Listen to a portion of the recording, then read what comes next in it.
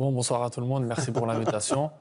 Ouais, c'est vrai que ça se passe plutôt bien en championnat pour l'instant.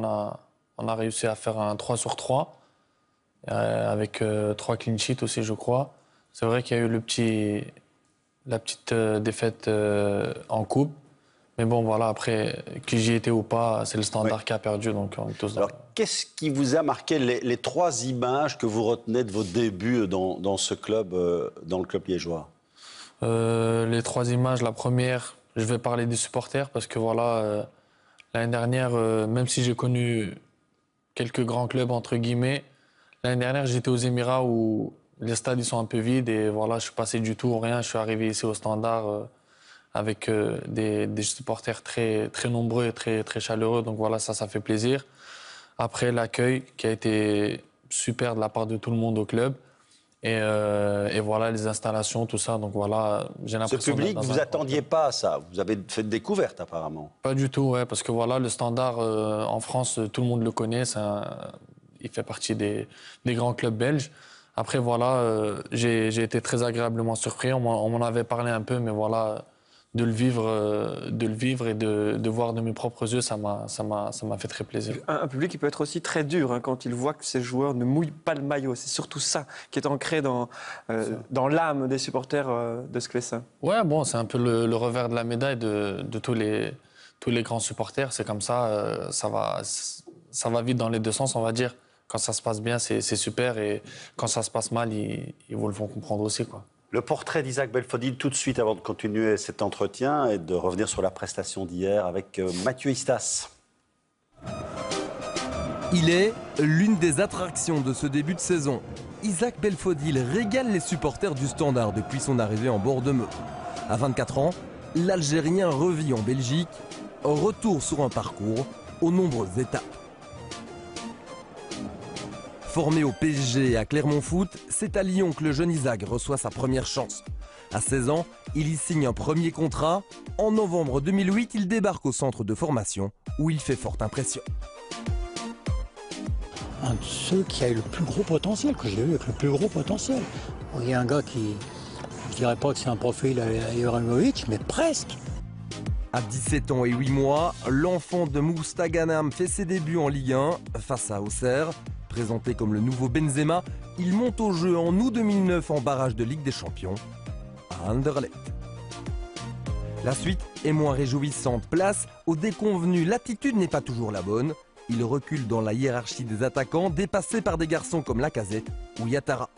7 matchs de Ligue 1, 2 de Ligue des Champions, un bilan lyonnais largement insuffisant. En 2011, nouvelle aventure et pari osé à Bologne où il est prêté pour 6 mois. Ces 8 apparitions suffisent à séduire les dirigeants de Parme qui lui offrent un contrat de 3 ans. Mais le plus beau moment de la carrière de l'Algérien arrive le 5 juillet 2013. Il signe pour 5 ans à l'Inter de Milan. Prix de la transaction, 10 millions d'euros. Rapidement, en manque de temps de jeu, Belfodil s'impatiente et ne fait pas toujours les bons choix. Contre toute attente, en 2015, il file aux Émirats Arabes Unis, un contrat lucratif, mais un grand pas en arrière au niveau sportif.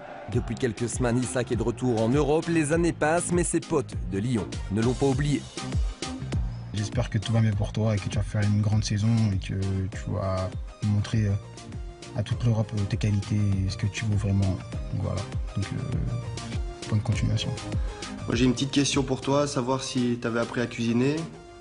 Parce que je me souviens qu'on était venu te voir dans ton appartement, tu avais emménagé depuis 6 mois. Et ta cuisinière était toujours emballée, donc depuis 5 ans, j'espère que tu as appris un petit peu à ça. J'aimerais savoir si tu as un autre projet capillaire, parce que là, ça va plus du tout. Depuis que tu as laissé pousser tes cheveux. Donc j'aimerais que tu me dises, comme tu disais à tout le monde, qu'est-ce que tu fais avec tes cheveux, quoi. Allez, ciao, ciao. Mais 2 questions essentielles. Est-ce que la cuisinière, est-ce que vous cuisinez? Est-ce que vous faites avec vos cheveux, cher Isaac? Pour la cuisinière, je me suis marié, donc ça s'est réglé. Ah bon? Oh là là, attention, attention, oh là là. Ouais, c'est ma femme qui s'occupe de Oui, ça. d'accord. Bon, ça ne va pas faire l'unanimité. On vient de perdre toutes les féministes de la tribune, là. Et pour la deuxième question, c'était quoi? Les cheveux. Bon, c'est lui qui parle, donc voilà. Voilà. Qu'est-ce qui a marqué toute cette période? Parce que vous avez 24 ans, 7 clubs déjà. Si vous étiez impatient. Ouais, Vous le reconnaissez souvent, hein, ça, dans les interviews. Bien sûr, bien sûr. Maintenant, je m'en rends compte. À l'époque, quand je fais mes choix, j'ai l'impression que c'est les bons. Après, voilà, le plus grand exemple, c'est quand je signe à l'Inter. J'ai 21 ans, je crois. Ouais, j'ai 21 ans, je signe 5 ans. Et je demande à partir au bout de 6 mois parce que j'ai pas de temps de jeu. Je fais des petites rentrées, des petits 10 minutes, 15 minutes. Et pour moi, c'est pas assez. Alors que quand on regarde bien, à 21 ans, si tu joues pas titulaire à l'Inter, il n'y a pas le feu au lac. Donc, si tu joues à 22 ans, c'est bien aussi. Donc voilà, je décide de partir et puis... Ouais. On remercie Théo de Fourny, hein, qui était avec vous à Lyon, centre de formation, qui nous a filé les contacts pour Mathieu, qui a bien bossé aujourd'hui, Mathieu, pour aller chercher ses témoignages. Je reviens dans le sujet de Mathieu, justement. On a vu quelques pénaltys ratés, tiens. C'était pas le premier hier. Oui, c'était pas le premier hier. Qu'est-ce qui se passe à ce niveau-là? Je sais pas. Je comprends pas. Des fois, c'est à cause de moi. Bon, hier, le gardien fait un bon arrêt aussi. Je sais pas, j'ai toujours autant envie de les tirer, je sais pas. Et vous allez tirer le prochain? Non. C'était même pas moi qui devais le tirer hier, celui-là. Donc voilà, comme junior, on avait des euros, il avait marqué. Je lui ai demandé est-ce que je pouvais. Gentiment, il m'a laissé. Donc voilà, c'est pour ça que j'étais encore un petit peu plus dégoûté que de le rater, parce que c'était lui qui devait le tirer, quoi, en plus. Khalilou, sur l'expérience à l'Inter et l'impatience à 21 ans, il a fait une erreur, il le reconnaît maintenant. L'entourage est essentiel. Ouais, mais bon, je pense que c'est toujours plus facile d'en parler une fois que c'est passé. Mais c'est vrai qu'arriver dans un grand club comme ça, avec autant de noms, c'est souvent difficile. On se voit directement avec cet âge-là, on se voit directement être titulaire, être un des joueurs indispensables de cette équipe. Mais voilà, je pense qu'il aurait dû être un peu plus judicieux. Vous aussi, Khalilou, vous aviez fait les mauvais choix? Non, moi, je n'ai pas fait le mauvais choix. Moi, je trouve justement que j'ai fait le bon... Assez patient. On ne parle pas de moi, mais bon, moi, j'ai fait le bon choix d'aller à l'Inter, parce que si je n'avais pas été à l'Inter, je pense qu'on n'aurait jamais découvert que j'avais une tachycardie ventriculaire. Donc voilà, c'est peut-être pour certaines personnes... Moyens, oui. Voilà, pour certaines personnes, peut-être que c'est un mauvais choix. Pour moi, c'était un très bon choix. Ça m'a permis justement de savoir que j'avais quelque chose... plus essentiel que tout le reste. Voilà, beaucoup plus essentiel que tout le reste. Isaac... Mais pour lui, pour en revenir à lui, je pense qu'il a fait un très bon choix. Malheureusement, c'est vrai qu'il a été un petit peu impatient. Isaac, qu'est-ce qui nous prouve quelque part que vous avez compris cette leçon-là? Enfin, on ne le saura peut-être que dans 6 mois, 1 an, quand vous déciderez de rester pour une fois. Ouais, non, après, j'ai compris ou pas. Moi, maintenant, je l'ai compris. Après, des erreurs, tout le monde en fait et il n'y a pas d'âge pour les faire. Après, voilà, il y a des trucs un petit peu plus réfléchis à... Il y a des décisions où c'est vrai qu'il faut plus réfléchir, mais bon, déjà j'ai grandi, j'ai pris de l'expérience, donc j'en ferai des erreurs encore, mais pas de ce genre-ci, donc voilà, quoi. Bah, Dieu sait si j'en ai vu défiler des joueurs au Standard, mais un joueur qui arrive et qui tout de suite a autant d'impact sur le jeu, mais tout de suite c'est exceptionnel. Je pense que le club a fait une pioche vraiment providentielle. Coup de chapeau à Olivier Renard, je pense que c'est lui qui vous a suivi. Vous êtes un buteur, mais là, vous êtes le point d'ancrage dans le jeu. Vous aimez venir chercher des ballons plus bas. C'est ce que vous demande le coach aussi? Ouais, bah, je suis vraiment en numéro 10 parce que moi, il faut savoir que mon poste, c'est pas attaquant. On m'a beaucoup mis. J'ai joué plusieurs matchs attaquant, mais mon vrai poste, c'est milieu offensif. En numéro 10, j'aime bien toucher la balle. Donc voilà, après, par rapport à mon gabarit, un peu mes qualités, c'est Lyon qui m'a mis le premier, qui ont commencé à me mettre en position de 9. Donc voilà, moi après, je suis quelqu'un de, quand je joue, du moment que je joue, je suis très content, je me plains pas.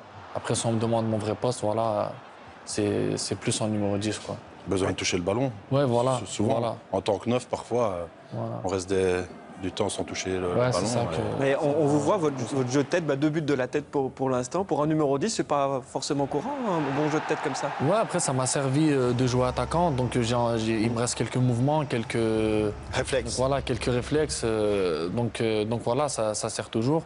Après, faut tirer les pénaltys de la tête, alors, peut-être. Ouais, ça serait peut-être mieux. Parce que... Et vous défendez plus aussi?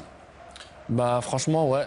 Cette année, c'est ce qui fait notre force un peu. Donc voilà, le coach, il insiste sur ça. Et ça fait du bien à l'équipe. Et voilà, que ce soit moi ou tous les autres joueurs, on prend plaisir à le faire et ça porte ses fruits pour l'instant. Un mot aussi sur sa position, parce qu'être vrai numéro 10 et pur buteur, en fait, ça ne s'oppose pas. Il y en a eu. Platini était un vrai numéro 10 et un pur buteur. Donc il est extrêmement complet et je pense vraiment pour le Standard, c'est vraiment génial. Et on va écouter Stéphane à ce propos, on va écouter son coach. Est-ce que vous avez un message à lui donner? Qui tire plus de pénalty, c'est bon. Indépendamment de ça, Sacha, quelles sont les qualités que vous lui trouvez? Non, c'est un super garçon qui a déjà du vécu, beaucoup d'expérience.